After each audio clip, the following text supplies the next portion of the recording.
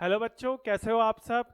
तो बच्चों, आज की वीडियो में हम लोग डिस्कस करेंगे कि आपको अपने बैंकिंग के प्रिपरेशंस को किस तरह से किक स्टार्ट करना है right from the zero level. अगर आप फर्स्ट टाइम एग्जाम फेस कर रहे हैं या अगर आपने प्रिपरेशन अभी जस्ट करना स्टार्ट किया और आपको समझ नहीं आ रहा, या आप प्रिपरेशन कर चुके हैं दोबारा से आप एक बार ज़ीरो लेवल से सब चीज़ों को रीस्टार्ट करना चाहते हैं, तो बच्चों आज की ये वीडियो ज़रूर देखना, पूरी देखना एंड तक। सारी चीज़ें मैं आपको पॉइंट्स के साथ समझाऊंगा कि कैसे कैसे स्टेप बाय स्टेप आपको चीज़ें करनी है। ठीक है, सबसे पहले अपन इस पे एप्टीट्यूड के बारे में डिस्कस करेंगे। वही सेम पॉइंट्स मैक्सिमम अपने रीजनिंग के लिए भी इंप्लीमेंट होते हैं, बट मेन अपना फोकस जो है वो बच्चों क्वांटिटी एप्टीट्यूड मतलब मैथमेटिक्स के लिए रहेगा। ठीक है बच्चों, तो चलो स्टार्ट अपन करते हैं। ठीक है, फर्स्ट पॉइंट के साथ अपन देखते हैं इसको। देखो बच्चों, सबसे पहले आप लोगों को क्या करना है, जो स्टेप बाय स्टेप स्टार्ट करना है, इसमें अपना जो पहला पॉइंट है वो है first of all learn about the exam pattern of the particular bank exam candidate is facing. बच्चों मतलब ये है कि देखो बैंकिंग के अंदर आप लोग जानते हो कि जैसे SBI clerical PO, IBPS PO, IBPS clerk, IBPS RRB, scale one officer and office assistant. तो बच्चों 6 एग्जाम से मैक्सिमम होते हैं, then RBI assistant and RBI grade B. ये बच्चों 8 एग्जाम्स तो होते ही होते हैं। इसके अलावा कभी इंश्योरेंस का कोई एग्जाम आ गया, ठीक है, और भी कोई ऐसा एग्जाम जिसका पेपर पैटर्न जो है वो बैंकिंग से सेम होता है, तो बच्चों उसमें आपको क्या करना है। तो देखो सबसे पहले आप लोगों को उसके पैटर्न के बारे में देखना है कि भाई कितने मिनट्स में कितने क्वेश्चंस आ रहे हैं। प्रीलिम्स का पेपर है, मेंस का पेपर है, मेंस का क्या पैटर्न है और प्रीलिम्स का क्या पैटर्न है। कोर्स बच्चों सबका सेम है, ठीक है, जो हमारा बैंकिंग के अंदर रहता है, अर्थमेटिक के अंदर चैप्टर्स, देन आपका DI, data sufficiency, data analysis, केसलेट्स, number series, simplification, approximation, quadratic equation and arithmetic का पार्ट। ठीक है बच्चों, एडवांस मैथ्स बैंकिंग या इंश्योरेंस एग्जाम्स में नहीं पूछी जाती है। ठीक है, तो इसमें ये है तो अपना मेन कोर्स का पार्ट हो जाता है। तो इसके बारे में जानने के बाद बच्चों फिर आप लोगों को स्टार्ट कैसे करना है प्रिपरेशन। देखो सबसे इंपॉर्टेंट होता है बच्चों कैलकुलेशन ट्रिक्स। जब आप सबसे पहले फर्स्ट क्लास हम लोग करते हैं, हम लोग स्टार्ट करवाते हैं प्रिपरेशन, तो हम लोग कैलकुलेशन ट्रिक्स पे सबसे ज़्यादा फोकस करते हैं। कैलकुलेशन ट्रिक्स में बच्चों क्या क्या चीज़ों को ध्यान रखना है। देखिए कैलकुलेशन ट्रिक्स के अंदर आप लोगों को ध्यान रखना है squares, square roots, cubes, cube roots, multiplications and tables. Tables बच्चों बहुत ज़्यादा इंपॉर्टेंट होता है क्योंकि मल्टीप्लिकेशन करने के लिए बहुत ज़्यादा हेल्पफुल होता है।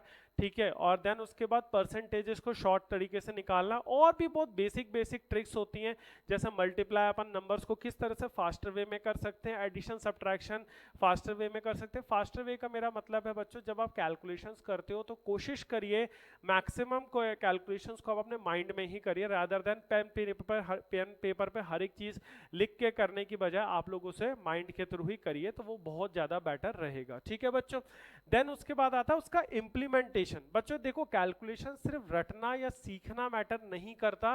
कैलकुलेशन को जब आप सीखते हो उसको इम्प्लीमेंट कैसे करते हो, जब तक आप उसकी घर पे प्रैक्टिस नहीं करोगे तो आप एग्जाम में उनको इम्प्लीमेंट नहीं कर पाओगे। ठीक है, तो मान लीजिए आपने स्क्वायर्स निकालना सीखा, स्क्वायर रूट सीखा। अब स्क्वायर रूट बच्चों आपसे बैंकिंग के एग्जाम में सिंप्लीफिकेशन में कभी कभी डायरेक्ट भी यूज आ जाता है। नहीं तो किसी क्वेश्चन के अंदर सपोज करिए ये इक्वेशन आ गई, for example x square is equals to 2025। तो बच्चों ये क्या हो जाएगा अपना, x is equals to under root 2025। तो इसके अंदर बेसिकली क्या होता है, आपको इमीडिएटली बच्चों ये पता होना चाहिए कि आप 2025 का स्क्वायर रूट कैसे निकाल सकते हो। ठीक है, 45 इसका स्क्वायर रूट होता है। इमीडिएटली अपन कैसे निकाल सकते हैं, शॉर्ट मेथड से, जो भी अपन लर्न करें, जिस भी मेथड को आप लोग लर्न करें। यहाँ अपन मेथड नहीं डिस्कस कर रहे, उसकी कैलकुलेशन की वीडियोस मैंने बना रखी है, मैं आपको डिस्क्रिप्शन पर लिंक दे दूंगा, आप लोग देख लीजिएगा। लेकिन आप लोग उसको शॉर्ट मेथड में करते कैसे हैं, मतलब विद इन 1 to 2 सेकेंड्स के अंदर आप उसका आंसर कैसे निकालते हैं। ठीक है, तो वो इंप्लीमेंटेशन आपको हर एक चीज का सीखना है। तो सबसे इंपॉर्टेंट पॉइंट तो बच्चों वो होता है, क्योंकि वहीं से स्पीड जनरेट होने का हमारा कॉन्सेप्ट स्टार्ट होता है, वहीं से हमारा स्पीड जनरेट होनी स्टार्ट होती है। ठीक है बच्चों, देन आता है do important chapters with more weightage and less effort for the prelims like the simplification, approximations, number series, inequalities, data interpretation. देखिए बच्चों प्रीलिम्स और मेंस के पेपर में बैंकिंग में थोड़ा सा डिफरेंस होता है। डिफरेंस कोर्स में नहीं होता, लेकिन हाँ डिफिकल्टी लेवल में होता है, एंड ये एक बच्चों ट्रुथ है। ठीक है, इससे आप लोग नहीं नकार सकते सकते हैं। प्रीलिम्स में पेपर हमेशा इजी टू मॉडरेट कैटेगरी तक में जाता है, एंड मेंस के अंदर जो है वो मॉडरेट से स्टार्ट होता है, कभी कभी मॉडरेट तक ही रहता है, वो मॉडरेट टू डिफिकल्ट में भी जा सकता है। And SBI PO and BPS PO mains के अंदर तो बच्चों मॉडरेट टू डिफिकल्ट लेवल में रहता है। ठीक है, तो आप ये मान के चलिए कि अगर आप 45 में से अगर आप 10 से 12 नंबर भी ले आते हैं तो ये बहुत अच्छा नंबर है। 15 नंबर भी ले आते हैं तो वेल एंड गुड है बच्चों, क्योंकि अगर आप लास्ट 2 साल से कट ऑफ देखोगे 2022 के मेंस का कट ऑफ देखोगे तो सिर्फ मैथ्स का कट ऑफ बच्चों उसमें 2.25 गया था जनरल कैटेगरी के लिए आउट ऑफ 45 मार्क्स। ठीक है बच्चों, एंड लास्ट 2023 में 7.75 गया था, जबकि उस पेपर को बच्चों ने इजी कहा था एज कंपेयर टू 2022। इजी में भी आप देखिए 7.75 ही कट ऑफ गया, तो कट ऑफ से अगर आप 5-7-10 नंबर ऊपर भी पकड़ के चलो तो बच्चों 14 to 15 नंबर अपना होता है। ठीक है बच्चों, अब मेन मैंने क्या यहाँ पर बोला कि प्रीलिम्स के लिए तो बच्चों आप लोग क्या करेंगे, कुछ इंपॉर्टेंट चैप्टर्स पे फोकस कर लीजिए, जैसे सिंप्लीफिकेशंस हो गया, ठीक है, देन उसके बाद अप्रोक्सीमेशंस हो गया, नंबर सीरीज हो गया, इनइक्वालिटीज एंड डेटा इंटरप्रिटेशन। क्योंकि बच्चों देखो शिफ्ट बाय शिफ्ट पेपर होता है, एक दिन में 3 से 4 शिफ्ट होती हैं, किसी के अंदर DI के 10 क्वेश्चन है, किसी में 20, किसी में 15, तो ऑन एन एवरेज आप आउट ऑफ 35 प्रीलिम्स के अंदर 35 क्वेश्चंस में से 15 मान के चलिए DI के। Then simplification, approximation, quadratic and number series, मतलब ये इनइक्वालिटीज बेसिकली वो क्वाड्रेटिक ही होगा। तो इन 4 चैप्टर्स में से आप मान के चलिए बच्चों 2 आपके चैप्टर्स आएंगे ही आएंगे, जिसके 4 से 5 क्वेश्चन ईच होंगे, तो मतलब 15 + 10 25 क्वेश्चन तो बच्चों आप लोगों की यही हो जाते हैं। अब इन 25 में से बच्चों अगर आप PO के अंदर 20 से 22 क्वेश्चन कर लेते हो तो बच्चों आप लोगों ने बहुत सारा काम अपना ऑलरेडी कर लिया है। ठीक है, और बाकी उसके बाद जो बचते हैं बच्चों फिर वो अर्थमेटिक के आते हैं, उस पर भी अपन आएंगे कि उसमें अपन को कौन से चैप्टर्स पे ज्यादा फोकस करना चाहिए। तो बच्चों अगर आप लोगों को मेन पहले सबसे पहले प्रीलिम्स पे फोकस करना है ना, तो आप लोग ये वाले चैप्टर्स को मार्क कर लो, simplification, approximation, number series, inequality जिसमें क्वाड्रेटिक 2 क्वाड्रेटिक इक्वेशन होती है, x greater than y, x less than y, इस तरह से सॉल्व करते हैं, एंड डेटा इंटरप्रिटेशन और कैलकुलेशंस। बच्चों ये चीजें अगर आप लोगों ने कर ली ना अच्छे से, तो आप मान के चलिए प्रीलिम्स में आप 20 से 22 नंबर, मतलब 18 to 22 23 की रेंज में अपन स्कोर आराम से कर सकते हैं, अगर एक्यूरेसी आपकी मोर देन 90-95% या इवन 100% है तो। ठीक है बच्चों, तो ये बहुत इंपॉर्टेंट चैप्टर्स हैं प्रीलिम्स पॉइंट ऑफ व्यू से। अब आते हैं बच्चों अपन नेक्स्ट पॉइंट पे, do short chapters of the arithmetic for the prelims and could be also be helpful in the mains exam. देखिए बच्चों आप लोग ये समझ लीजिए कि जब आप लोग प्रिपरेशन करेंगे तो अकेले प्रीलिम्स की प्रिपरेशन आप लोग मत करिए कि प्रीलिम्स की हो जाए फिर मेंस और उसके रिजल्ट आने के बाद करेंगे। बच्चों पॉसिबल ही नहीं है, 15 डेज में प्रीलिम्स का रिजल्ट आ जाता है, देन 1 महीने से 30 to 40 डेज मैक्सिमम गैप में मेंस का पेपर आता है,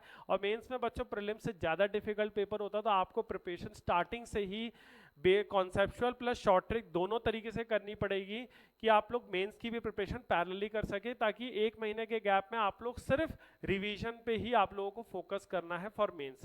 उस समय आप अपनी प्रिपरेशन को दोबारा 0 लेवल से स्टार्ट नहीं कर सकते, ये आप लिख के गारंटी रख लीजिए, ये पॉइंट हमेशा काम आपके आएगा। ठीक है बच्चों, तो इसलिए आप लोग क्या करो, शॉर्ट चैप्टर्स का मतलब है ऐसे चैप्टर्स जिनका मैक्सिमम आना कंपल वो है, एक तरीके से आएंगे ही आएंगे। ठीक है, अब जैसे ऐसे कौन से चैप्टर्स हो गए, प्रॉफिट लॉस, परसेंटेजेस का यूज बच्चों आप लोगों को DI के अंदर बहुत एंड केसलेट्स में मिलेगा, तो आप लोग परसेंटेजेस कर लीजिए, बिकॉज परसेंटेजेस का यूज आपको simple interest, compound interest, profit and loss, DI इन सब में मिलता है, तो परसेंटेजेस, प्रॉफिट एंड लॉस।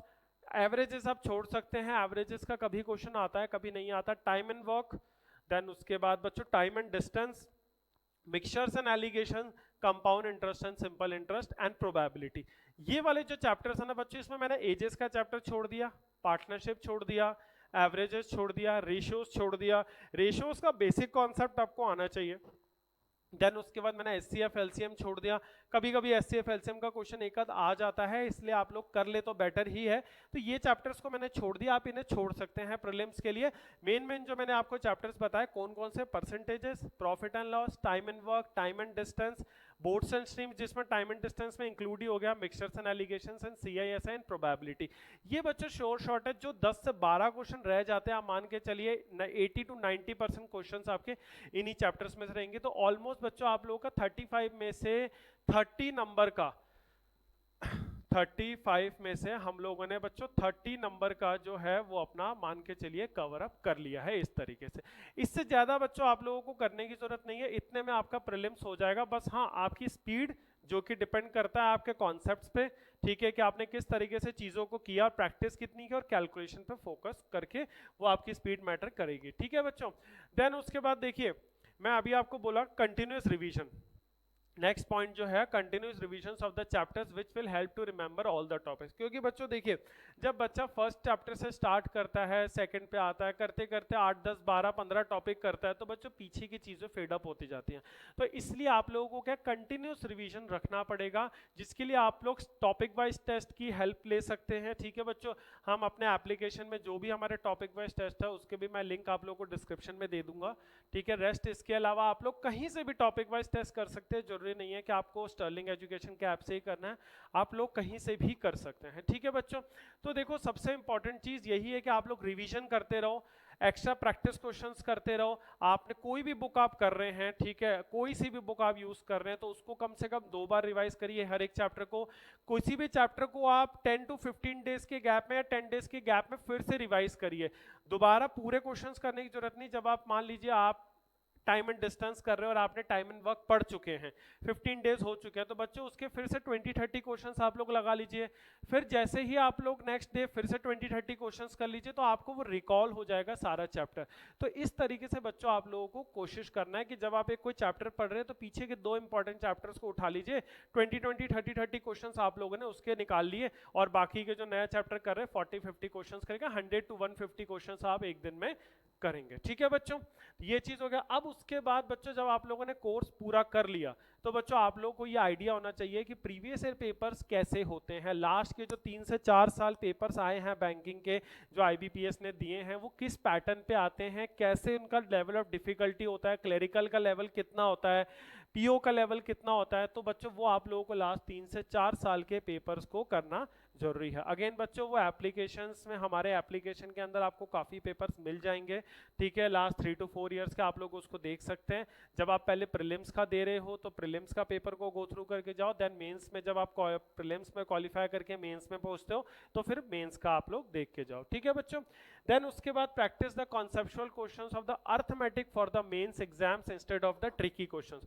अब बच्चों देखिए, मैंने आपको अभी बोला कि आपको प्रीलिम्स एंड मेंस का जो है वो प्रिपरेशन साथ पैरेलल लेके चलना पड़ेगा, तभी बच्चों आप लोगों की जो है सक्सेसफुल हो पाओगे, तभी आप लोगों के लिए मेन जो मोटिव है वो सर्व हो पाएगा। क्योंकि जॉब तो आपको मेंस क्लियर करने के बाद ही मेन मिलेगी, क्योंकि prelims is just a qualifying paper.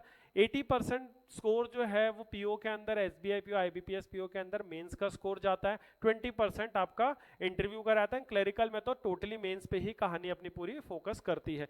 तो बच्चों मेंस के अंदर आप ये मान के चलीजिए, जो फर्स्ट टाइम पेपर दे रहा है या जो जिसने आज तक नहीं दिया है, ये आप गारंटी लिख लो, ट्रिकी क्वेश्चंस नहीं आते हैं, कॉन्सेप्चुअल क्वेश्चंस पे ज्यादा फोकस रहता है, तभी बच्चों कट ऑफ कम जाती है। क्योंकि बच्चे सिर्फ ट्रिकी क्वेश्चंस की प्रैक्टिस करते हैं शॉर्ट ट्रिक्स का यूज करके, बच्चों ऐसी चीजें मेंस में फेल हो जाती है। सो प्लीज आप लोग जो प्रिपरेशन करते हो मेंस की, बाय कॉन्सेप्ट प्रिपेयर करिए, कॉन्सेप्चुअल भी करिए, ट्रिकी भी करिए। ट्रिकी का फोकस आप लोग प्रीलिम्स के लिए ज्यादा रखिए, लेकिन कॉन्सेप्चुअल का फोकस मेंस के लिए ज्यादा रखिए, बिकॉज मेंस में आपके कॉन्सेप्चुअल क्वेश्चंस पे ज्यादा एम्फेसिस आईबीपीएस करता है, ठीक है। तो वही चीज है बच्चों, तो आप लोग उसकी भी प्रैक्टिस साइड बाय साइड करते रहें, क्योंकि मेंस में मैंने आपको फिर बताया टोटल 40 to 50 डेज का गैप मिलता है, जिसमें 10 डेज तो रिजल्ट आने में, 10 to 15 डेज रिजल्ट आने में लगता है। अगर आप इतने श्योर हैं कि रिजल्ट हमारा आएगा देन तो कोई दिक्कत नहीं है, लेकिन कई स्टूडेंट्स को होता है they are not sure about their result कि भाई हम पास होंगे फेल होंगे, तो वो मेंस की प्रिपरेशन स्टार्ट ही रिजल्ट आने के बाद करते हैं, तो फिर 10-15 डेज तो वहीं लूज कर देते हैं। अब उनके पास बच्चों सिर्फ 1 मंथ बच जाता है, जिसमें उनको रीजनिंग भी करना है, देन इसमें जीके भी आ जाता है, इंग्लिश भी करना है, मैथ्स भी करना है, सारी चीजें आप लोगों को करनी पड़ेंगी, ठीक है बच्चों। तो इसलिए आप लोग मेंस के ट्रिकी क्वेश्चंस को भी मेंस के कॉन्सेप्चुअल क्वेश्चंस को भी साइड बाय साइड थोड़ा थोड़ा लेके चलते रहें, ठीक है बच्चों। एंड देन लास्ट पॉइंट है बच्चों, आप लोगों को सब कुछ पढ़ने के बाद कुछ टॉपिक्स ऐसे फील होंगे जिन टॉपिक्स में आप लोगों को कंफर्ट जोन मिलेगा, कुछ में कंफर्ट जोन नहीं मिलेगा।